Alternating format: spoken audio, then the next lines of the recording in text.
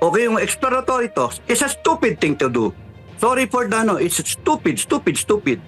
Because bakit ka in a position of strength, bababaan mo yung position of weakness, sumusurrender na yung mga kasama, wala nang reason para makipagdigma kasi ayan na yung mga government services.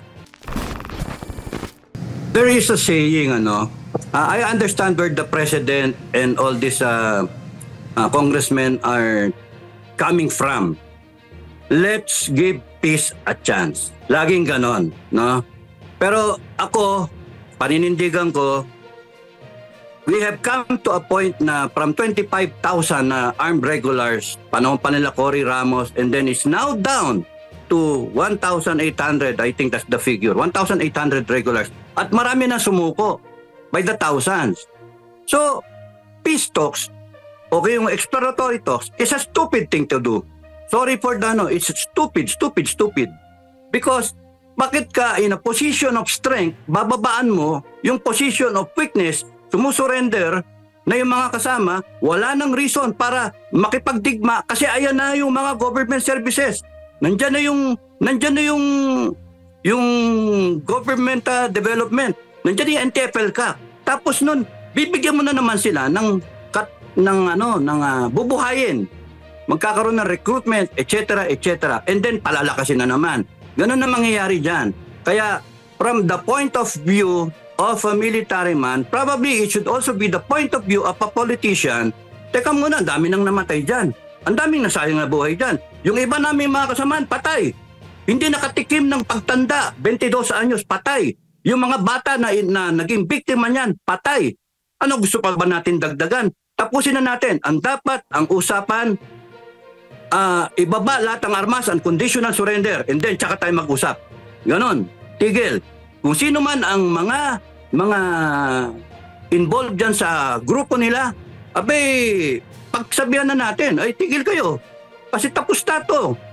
Umabante ng Pilipinas. Kung ayaw, o sige, you fight for your cause and then die for whatever your cause is.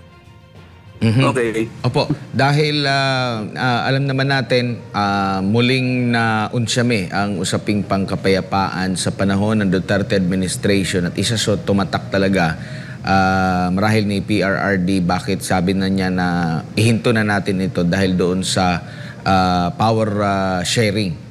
Dahil sa ilalim din ng ating konstitusyon, isa lang talaga dapat yung kikilalanin na batas natin, isa lang yung militar natin, kumbaga isa lang yung ating gobyerno. At sa nakikita nyo po, yung pagbibigay ng chance ng kapayapaan, applicable lang po ba yan sa talagang tapat doon sa adhikain na makamit yung kapayapaan at hindi tayo dapat makipag-deal doon sa mga nagbabalat kayo lamang na gusto talaga ang kapayapaan? Tama yun, balat kayo yan, balat kayo. They're just, tignan nyo yung ganun din sa Hamas-Israel war. Ceasefire, peace talk. Tapos nun, nung pagkatapos ng ceasefire, binanatan sila, may namatay ng mga sundalo. How will you be able to answer the families? Paano mo sasabihin sa mga pamilya na namatay ng mga sundalo? Hindi, ano lang yan, charge to experience. Hindi. Nandun na tayo sa ilang fronts na yung nagsara. Ilan na yung ang laki ng naging victory ng armed forces dahil dyan sa NTFL ka. At kung yung brand ni Digong Duterte, yung brand niya ng peace talks, that's genuine. Hindi kagaya ng mga brand ng iba, that's the peace talk na hindi alam yung ginagawa. Pero itong si ex-President Duterte, nag-offer yan, genuine yung peace talks na yon because he has been with the rebels. Kinakausap niya mga yan. He understands them. Kaya yung offer niya na a hand of peace, tama na, umabante na tayo. Wala talaga, kaya ayaw talaga nila. Tapos ngayon magpipeace talk, susubukan tong ating administration ni BBM. Ang sa akin, may advice to the President, wag na kayong makinig. Wag nyo nang bigyan na importansya mga yan. Tapos na yan. Let's move on and then let's look at the greater challenge which is our defense ng ating territory. Ang laki ng ating problema sa ating territorial defense. So doon na tayo. Wag na nating balikan yung ano na yan, yung CPP, NPA, NDF. They're done. Tapos na. Wag nang peace talks. Opo. Galit ang armed forces dyan. And lahat ng retired, galit dyan. Pagka ipinus yan. Why? Why are itong mga politicians ba lumaban sila?